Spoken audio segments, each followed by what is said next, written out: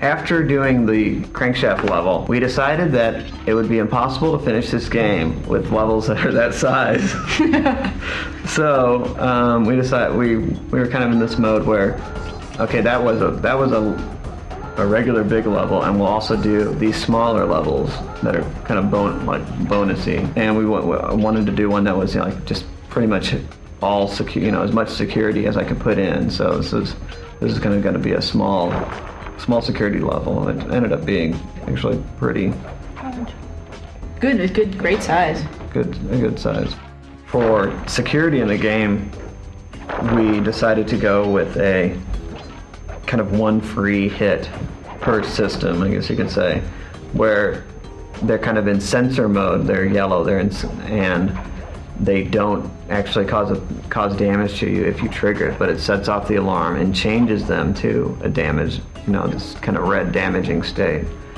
And we primarily did that, for inexperienced players to give them an extra chance to get through, instead of just hurting them every time. And also because we like the idea of you running around while the alarms are blaring, and it's loud, it's a little disorienting. It's something, if it immediately burned you, a lot of people would probably, die then and wouldn't get that experience of running around while the alarms are blaring. So we thought that was a good thing. So we switched to the kind of one free hit, I guess, per system.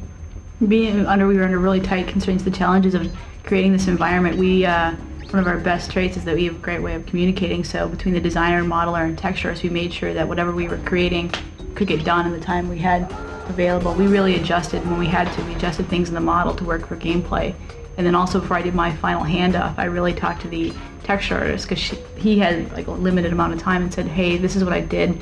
I really tried to model it toward him being able to texture it in a fast period of time and also look great. So it was really great. We really talked about, and we learned a lot about our game designer process through this. After this, Rob started doing almost all the elevation and final, doing any turns, adding any elevation changes, and so it really helped the whole process along the way. And this is also our last level that had split collision versus what you see on screen versus what kind of the physics that you're running around on. So this really was a transition. Yeah, a transition from how we did levels, and it was. I think it really helped us get in a position where we could finish the game. Yeah, that's totally true. We could do stuff fast. Yeah.